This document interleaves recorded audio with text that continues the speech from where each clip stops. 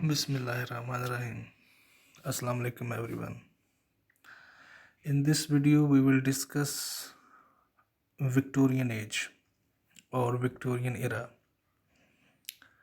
In history of English literature, after Romanticism that started in 1798 and ended in 1837. In 1837, Victorian Age or Victorian era starts when Queen Victoria she became Queen of England. This Victorian age, uh, actually, in Romanticism or Romantic age, poetry flourished, and actually, poetry conquered all other genres of literature. And in Victorian age or Victorian era, this was era of novel. So, as in Romanticism, we see that there are many poets, many illustrious poets and drama and novels. They were suppressed under poetry. Poetry dominated. But in Victorian era we will discuss that uh, novels, novel writers and novel or fictional and non-fictional both, they actually surpassed or they dominated other genres. It started in 1738 and ended in 1901 before the Edwardian era, because in 1901 Edwardian era started and it ended in 1910 or 1910. So let's start with it. As I told you, Victorian literature, uh, in Victorian era, Queen Victoria she became Queen of England at a very young age of 18, because there were all the kings, his father and his cousins who became head of the state. They were dead, and after that, she was the only one left to become Queen of England. So it was this era was followed by Romanticism and preceded by Edwardian era, as I have already explained, and this was era of novel writing. So we will observe that many uh, female and male writers in this specific era, female writers, they were not allowed to write. They were actually banned. Their writings were banned. They could not publish any novel or any poetry with their names. And in this video we will discuss that how the female poets they managed to publish their novels and other works under by uh, by pseudonyms, like changing their names, hiding their original names and identity, and giving name of men to the titles. For example, a girl who is writing something, and when she is going to publish her novel, she changes the name of the writer to a man instead of writing her own name.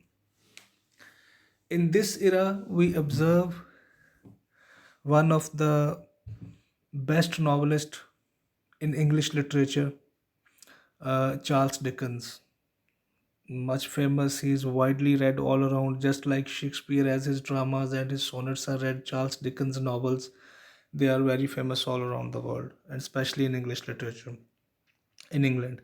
And he is also titled as the king of the Victorian literature. From 1837 to 1901, the only figure who dominates all other writers, that was Charles Dickens, and we will discuss about his works in this video later on. So, who were the novelists of Victorian era? The novelists of Victorian era, as I told you, it was Charles Dickens, whose first novel, The Pickwick Papers, it was published in 1836 to 1837. And 1837 was the year when Romantic Age was over.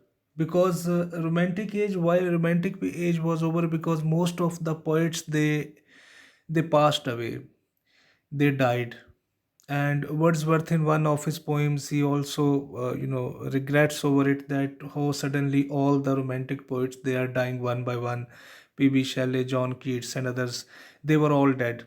So they, when all of them they died, this Charles Dickens, he wrote a famous novel, The Pickwick Papers. And with the publishing of this novel, Victorian era, and when Queen Victoria became Queen of England, Victorian era started. His most prominent, the themes of Charles Dickens were, what were the themes?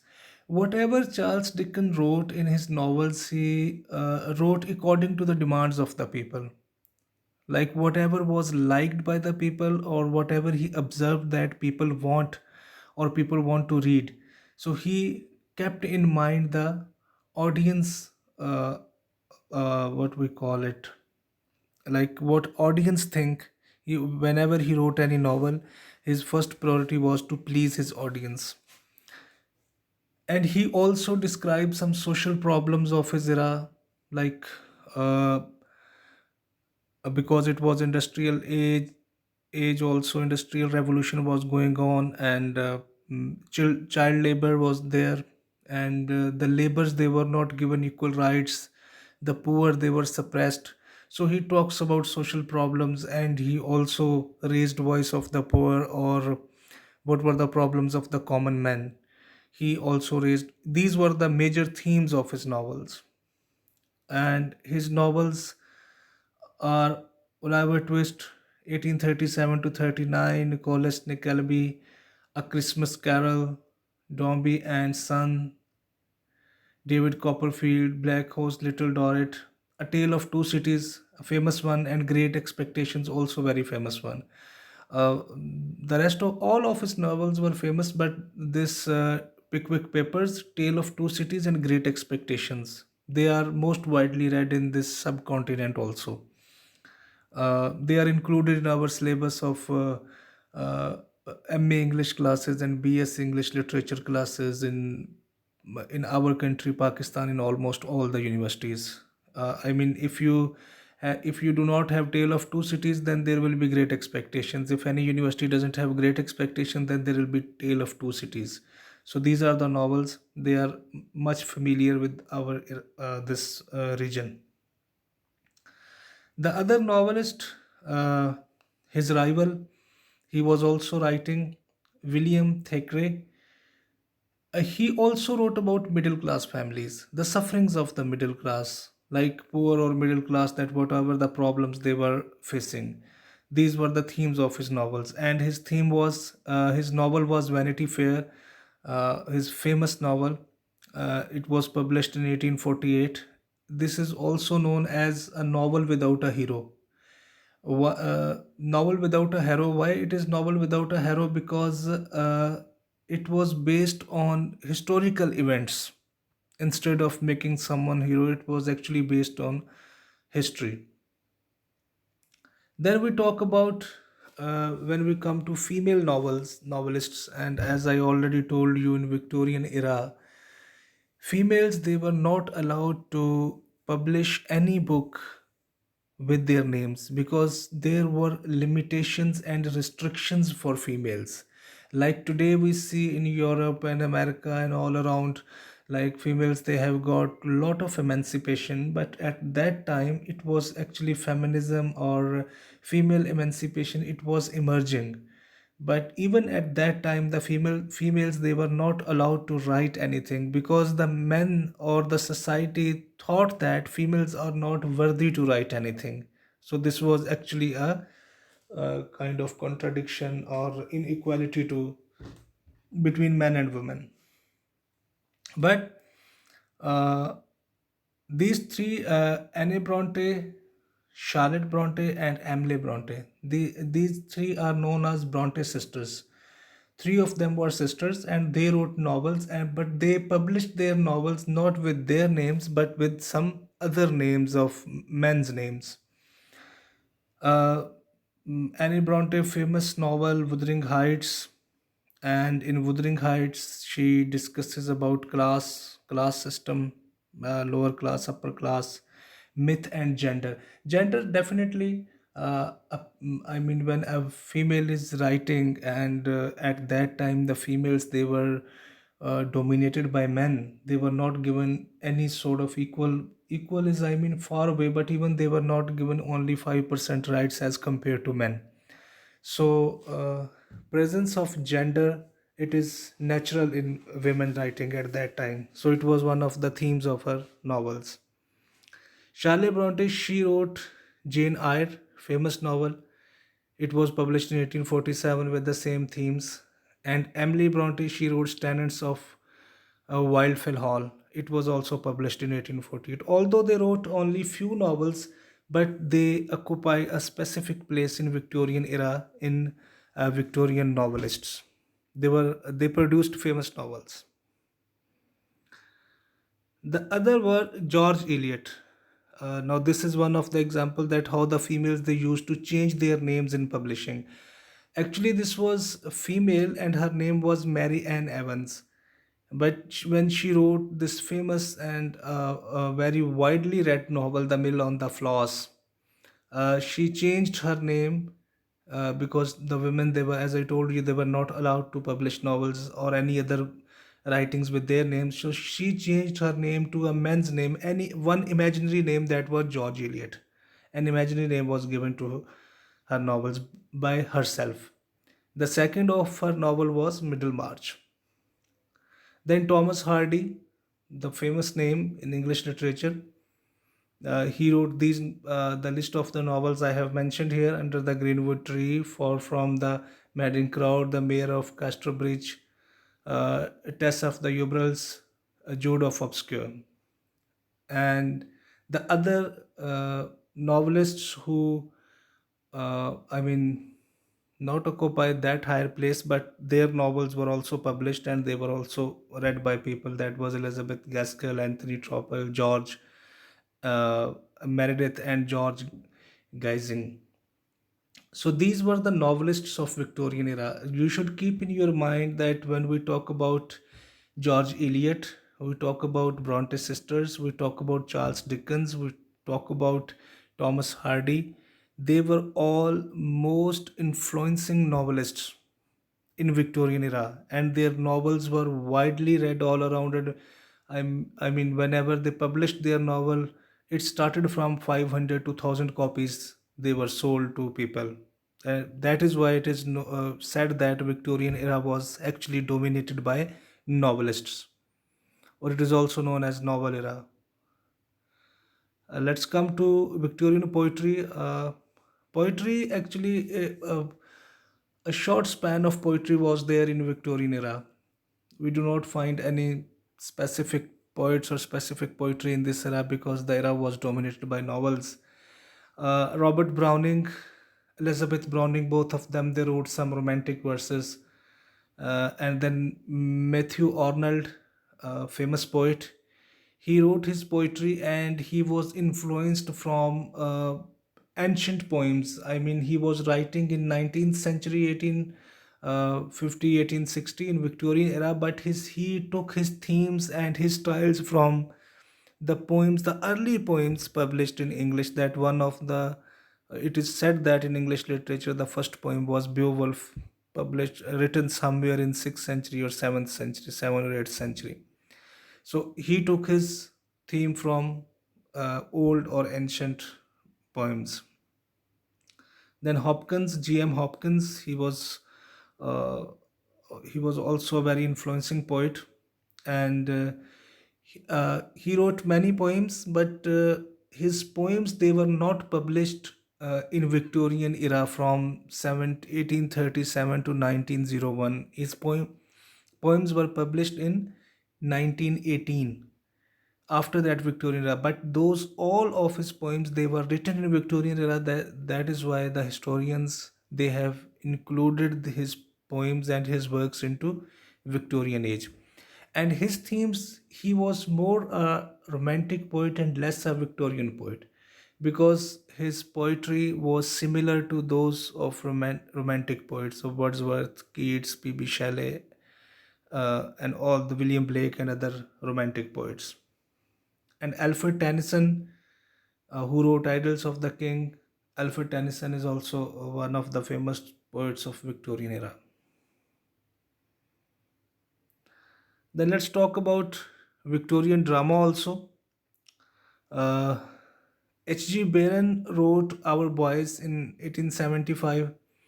It was very popular and widely read. Most of the people they read this drama, and it was performed. It was actually not only read, but it was performed. It was about 200 or 300 consecutive performances were there in the theater about this drama. Then Brandon Tom's Charlie's Aunt in 1892, another drama was published. W.S. Gilbert and Oscar Wilde, famous one. His plays are more included in Edwardian era, like after Victorian era. They are not actually included in this, but there is like somehow shifting from Victorian to Edwardian era. And he was influenced or with Bernard Shaw. G.B. Shaw, he is known as. Bernard Shaw was one of the famous writers, and he wrote many,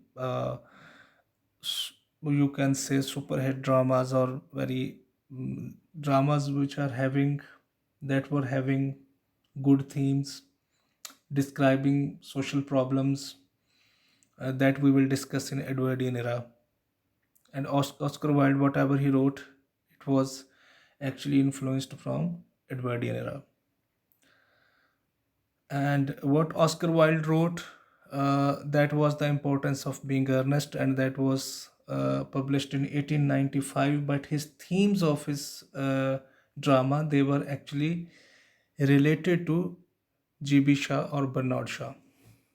And one incident I must tell you about Bernard Shaw. You will also we will I will upload videos about Bernard Shaw's dramas.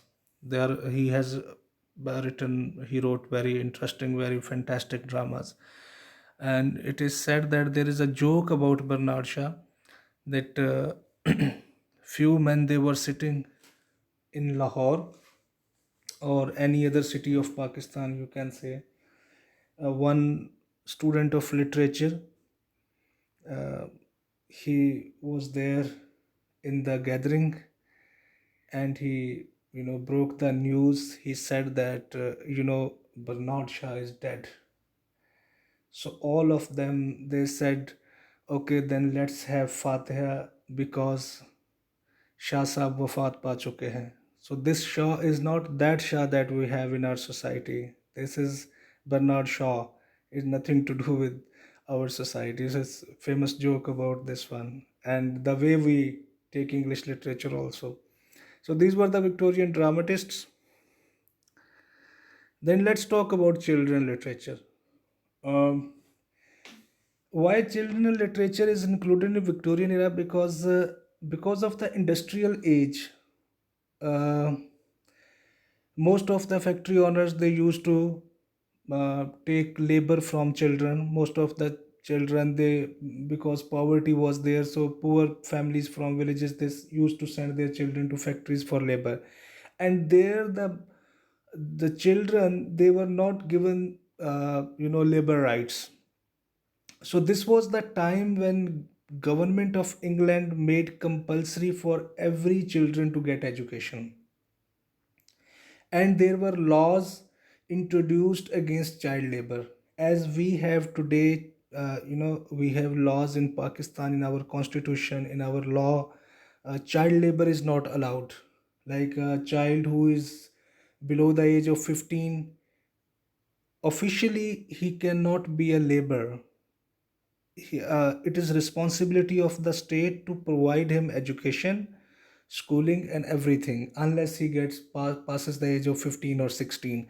But you see all around, whenever we go to markets, and we see many small children under the age of 10, they are working on various jobs, because the law is not implemented in its true sense. But the law is there. If it is implemented purely in true letter and spirit, then no no one, a factory owner or a shopkeeper or anyone who is running a business, they cannot hire children for work, because the state responsibility, it is responsibility of the state, responsibility of the country to provide education to them, to feed them and to provide them education. So this was the same law is implemented in Pakistan. This was the time in Victorian era when this labor laws were introduced, and uh, there were many writers, those who were those who were writing about social reforms. It was also a kind of social reforms that they got a good theme to write for the children, those who were working there. So all the writers, those who wrote about the working children, uh, that is known as children literature. And most, when the students, the children, they started going to schools instead of going to labor, to factories, they got education. That is why they were more attached to these writings, these novels and these dramas. So as they got education, they were also linked towards literature. So this is also known as children literature. uh, in this, Charles Dickens, also the famous novelist, as I said, he also wrote a child's history of England, one of his famous works. Uh, then these writers, Lewis Carroll, R.M. Bronte, and Anna Sewell, uh, they wrote about children, some, kind of fairy tales, also fictional works, also to entertain the children and to describe what the children actually are facing, the problems of the children, the problems, the labors they were facing, all these. This Anna Sewell, I must tell you, what I read about her long ago. She died at an early age, and her famous work was Black Beauty. The novel was about horses, black horses. Then Anthony Hope, Robert Louis Stevenson, Thomas Hughes, who wrote Tom Brown's Schoolboys, Kipling, Starkey and Co. These were the writers who wrote about children literature. But you must understand that why it is known as children literature, because the children or the young boys, those who were uh, you know they were hired by the factory owners in their factories, or they were given jobs but they were not given equal rights, and it was against human rights that a child who is only 7 8 years old, instead of going to school, he is working somewhere as a labor. So this was the time when labor laws were introduced, and this child labor was extremely prohibited and strictly prohibited in England. Then we talk about some science, and science is based on reasoning. It cannot be fictional. These are all non-fiction works of science, and most famous one, Charles Darwin. It is most of the times this science is not included in literature, but when we discuss about Victorian era or any literary age, then we have to mention that different genres of literature. A written description of ideas is also called literature. So in science, Charles Darwin, Darwin's theory of evolution, that how humans they were evolved, or how this, the survival of the fittest, and all these theories they were the, and specifically the theory of evolution, it was introduced in his work on the origin of species. That how all the species, this like, as we know, sometimes we read a book and we come to know that in the beginning, about 5 10,000 years ago, uh, humans they used to crawl on it, just like monkeys, and after that they started, you know getting up on two legs, and then it became a complex shape of humans. So this was the theory of evolution on the origin of species, that was written by Charles Darwin in this Victorian era. And one of the famous works of Victorian era was Oxford English Dictionary was also published. It was also written. Today we, buy Oxford English dictionaries, we download it from internet. So this was the time after uh, Samuel Johnson's dictionary that was published in 1755. This was Oxford English Dictionary that was published in Victorian era. And Dictionary of National Biography also was published, and most important, Encyclopedia Britannica was also introduced in literature in Victorian era. Encyclopedia Britannica, you just write it in Google, and you will find everything about literature in Encyclopedia Britannica, and everything about British. So it was a kind of, sometimes you heard a name, uh, uh, Islamic Encyclopedia. So Islamic Encyclopedia means a folder or a book that contains almost everything about Islam. A Pakistani encyclopedia means everything about Pakistan is, compiled in one book or in one folder of internet, a folder of computer. So this is Encyclopedia Britannica. This was all about Victorian era.